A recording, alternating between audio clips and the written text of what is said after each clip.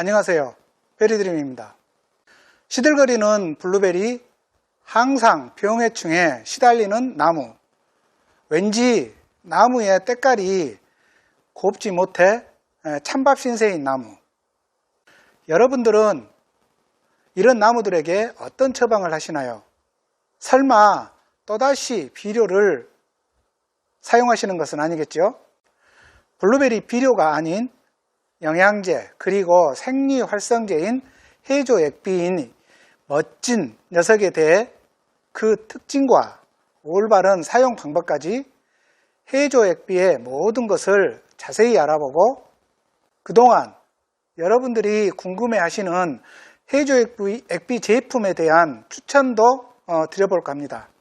이처럼 좋은 해조액비도 정확히 알지 못하고 무작위로 사용을 하게 되면 효과가 나타나지 않거나 또 오히려 피해를 줄 수도 있기 때문에 꼭 이 해조액비의 특징과 정확한 용법 등을 알아야겠죠. 역시 해조액비도 만병통치약은 아니기 때문에 절대 만용을 하시거나 용량에 맞지 않게 절대 사용하지 마세요. 절대로. 구독과 좋아요 그리고 영상 공유까지 여러분들의 많은 응원 부탁드립니다. 첫 번째로 해조액비란 도대체 무엇을 말하는지 알아볼까요? 해조액비 또는 해조 추출물은 여기서는 해조액비로 칭하겠는데요. 다양한 종의 해조류에서 추출하여 얻은 성분들을 비료처럼 사용할 수 있게 만들어 놓은 것인데요. 해조류의 종류는 크게 세 가지로 홍조류가 6,500여 종이 있고 갈조류가 약 2,500여 종 그리고 녹조류가 약 1,000여 종에 이르는 다양한 종류를 합해서 모두 약 10,000여 종에 이르게 되는데요. 이처럼 많은 해조류 중에서 농업용으로 우리가 대부분 사용하는 것은 갈조류를 이용을 하게 되는데 그 이유는 갈조류를 원료로 사용을 할 경우에 작물의 스트레스를 감소시키는 효과가 크게 나타나기 때문입니다. 두 번째로 해조액비는 우리나라만 사용을 할까요? 해조액비 사용의 세계적인 동향을 한번 살펴보면 해조액비 시장은 현재 농업이 발달된 상위 10개국이 총 판매량의 65%를 차지하고 있고 그중 유럽이 최대로 많이 사용을 하고 있습니다. 유럽이 총 사용량의 40%에 육박하는 사용량을 가지고 있는 것인데요. 이 말은 농업 선진국에서 해조액비를 독점하다시피 사용한다는 말이 되겠죠. 해외에서는 대상 작물을 특정하지 않고 즉 가리지 않고 해조액비 사용량이 점차적으로 매년 늘어나고 있는 추세에 있으며 노지 작물의 경우에는 그 사용량이 더 현격히 증가되는 추세에 있습니다. 그 이유는 노지에서는 시설 하우스와 다르게 갑자기 추워지거나 또 많은 비가 내리거나 하는 등 각종 예기치 못한 기후변화에 작물이 잘 버틸 수 있게 도와준다는 것이 밝혀졌기 때문입니다. 즉, 위 사실을 뒤집어 보면 농업 선진국에서는 이미 뛰어난 해조액비의 효과를 잘 알고 이를 농업에 적극적으로 사용하는 것을 의미합니다. 세 번째로 그렇다면 이 해조액비는 어떤 성분들이 있어서 식물 재배에 좋은 것일까요? 과학 영농을 준비하시는 여러분들이라면 반드시 알아야 되겠죠. 1. 식물 성장 호르몬 성분, 즉 활성 성분이라는 것이 있는데요. 이 성분 안에는 옥신, 황산화 물질, 그리고 올리고당 등 많은 주옥 같은 성분들이 있으며 자세한 명칭까지는 생략을 하겠습니다. 2. 아미노산 성분인데요. 모든 작물은 아미노산 약 20여 개 정도가 생육을 하는데 반드시 필요한데 다행히 작물들 스스로 이 아미노산을 만들 수가 있습니다. 그러나 작물이 스트레스를 받고 있거나 건강 상태가 약할 때는 외부로부터 흡수를 시켜주면 훨씬 더 효과적이기 때문에 작물을 재배할 때 아미노산을 공급하는 것이 도움이 됩니다. 3. 비타민인데요. 비타민은 작물에 있어서 늘 부족한 성분 중 하나인데, 이 비타민은 작물에게 활력을 회복을 시켜주고 또 작물의 대사와 생리작용에 관여를 해서 작물의 성장에 도움을 줍니다. 또한 비타민은 뿌리 발달과 세력을 좋게 해주고 과실의 발달에까지 도움을 주는 역할을 한답니다. 4. 그리고 다당류인데요. 다당류는 작물의 구성을 돕거나 또 생체 에너지로서 이용이 되는 성분입니다. 네 번째로 이러한 해조 액비는 도대체 어떤 효과가 있는지 알아보겠습니다. 1. 적이 밝은 효과입니다. 시험 결과 농가의 관행대로 비료만을 공급해서 재배를 한 작물에서는 뿌리 발달이 저조했으나 해조 액비를 살포한 작물에서는 죽은 발달뿐만이 아니고 미세한 잔뿌리까지 활성화되는 것을 알 수 있었답니다. 2. 무기물 흡수량의 증가인데요. 해조 액비를 살포하고 난 후 작물의 목질부 분석을 해보았을 때 처리하지 않은 목질부에 비해서 망간, 붕소, 철, 구리, 아연 등의 흡수량이 상당히 많은 차이가 있었던 것을 알 수 있었습니다. 3. 생산량의 증가와 과일의 무게가 증가하는 것인데요.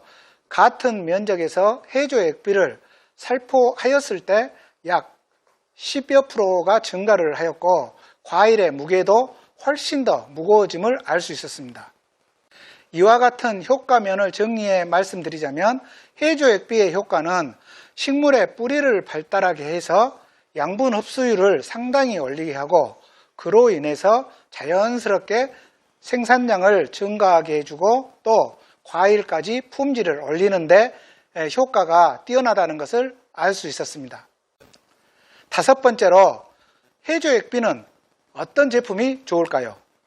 첫 번째로 효과 면에서 뛰어난 해조 액비는 직접 제조해서 사용하는 것이 가장 효과가 뛰어나겠는데요.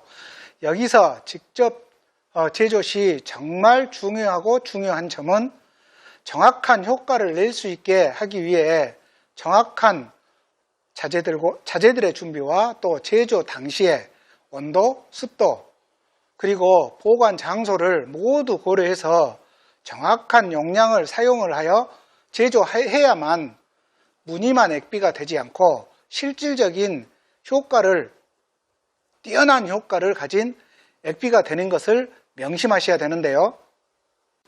제가 전에 농가들이 직접 만들어서 사용한다는 해조 액비를 수거를 해서 농업기술원에서 성분 검사를 한 결과 성분이 거의 들어있지 않은 말 그대로 무늬만 액비들이 많았던 것을 보면 정말 제조 당시의 제조 과정이 얼마나 중요한지를 알 수 있었습니다. 향후에 회원 농가들과 직접 제가 저희 농장에서 제조를 해서 같이 공유해서 사용하려고 계획을 하고 있습니다. 두 번째로는 해조 액비를 구입해서 사용하는 것인데요. 많은 농가분들은 정확한 제조가 현실적으로 불가능하기 때문에 차라리 좋은 제품을 구입해서 사용하시라고 권장드리는데, 오늘은 여러분들이 사용할 만한 해조 액비를 추천을 할까 합니다. 물론 저는 직접 제조해서 사용하기 때문에 제가 사용하는 것은 아니고 제가 몇 가지 제품들을 제품별 성분을 확인해 본 결과 이 제품이면 가격과 효과 면에서 뛰어나지 않겠는가 판단을 하고 추천을 드리는 것입니다.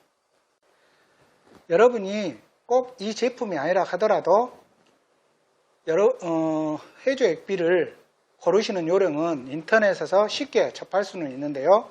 고르실 때 블루베리는 각종 비료 성분이 첨가된 제품들은 크게 그 효과 면에서 효과가 더 뛰어나게 나타나지 않기 때문에 금액만 올라간 첨가된 제품보다는 단순하니 해조 추출물로만 만들어진 가장 저렴한 해조 액비를 추천해서 사용하시면 되겠습니다. 자, 그러면 제가 여러분들에게 추천드리고 싶은 제품은 바로 아카디안 29라는 해조 추출물 제품인데요. 이 제품의 성분을 보니 다른 비료 성분은 추가가 되지 않았고 오직 해조 추출물로만 이루어진 제품이고 금액도 첨가가 되지 않았기 때문에 가장 저렴한, 이게 지금 1리터짜리 병인데요. 이 1리터짜리 병에 55,000원 선을 유지를 하고 있는 것을 보았습니다.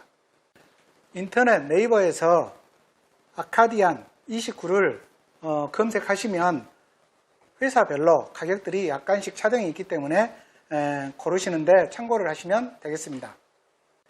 자, 그럼 마지막으로 해조 액비 사용 방법에 대해서 말씀드리겠습니다.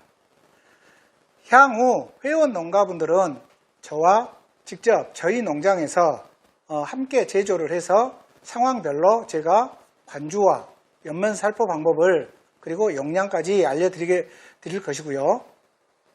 일반 농가분들은 제품이 고가이다 보니 양이 많이 들어가는 관주는 힘드시고 방금 소개해드린 이런 제품들을 구입을 하셔서 연면 살포를 하셔야 되는데 기본적으로 1000배액을 희석을 하신 후 사용하시면 되는데요. 사용 시기와 횟수는 제가 최근에 올린 영상인 블루베리 원기 회복을 올리는 영상과 또 장마 이후 관리 방법 영상 2개를 참고하시면 되겠고요. 일반적인 시기에서는 한 달에 약 1, 2회가량 사용하시면 되시리라 생각이 됩니다. 이상 오늘은 블루베리 재배에 반드시 필요한 해조 액비의 모든 것을 알아보았습니다. 오늘 영상은 정말 중요한 내용이 들어있으니 꼭 반복으로 숙지를 하셔서 여러분들의 블루베리 재배에 많은 도움이 되셨으면 합니다. 구독과 좋아요 그리고 영상 공유까지 여러분들의 많은 응원 부탁드리겠습니다. 감사합니다.